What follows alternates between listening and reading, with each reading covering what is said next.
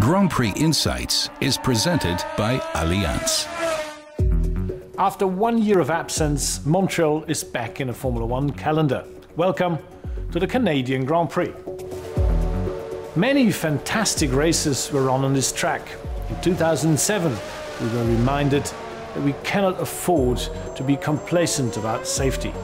Polish driver Robert Kubica survived a terrible crash without being seriously injured, mainly due to the protection of his carbon fiber monocoque, which is by now FIA standard. The carbon fiber structure is able to absorb enormous amounts of energy in the event of an accident. Another very important milestone in safety for Formula One. Nico, I guess you're mainly focusing on the most difficult parts of the track while preparing for the race.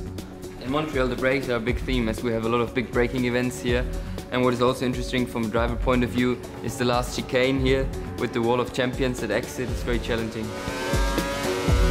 He's talking here about the last chicane before the finish.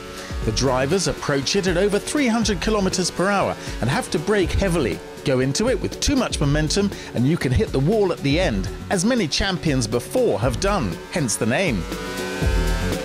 Although the circuit is one of the very fastest, there are naturally some slower corners here too. Finding the right setup is a tricky job for the teams. Montreal is most extreme because of the very high low downforce level and very high top speed and low cornering speed, so you have a very big difference between the end of straight speed and the apex speed. And the bigger this difference, the more energy you have to absorb.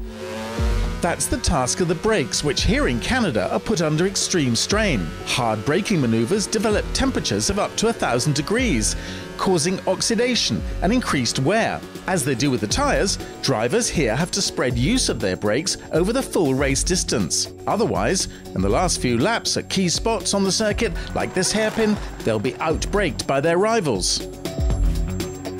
All the best on Sunday, Nico. Thank you. Grand Prix Insights was presented by Allianz.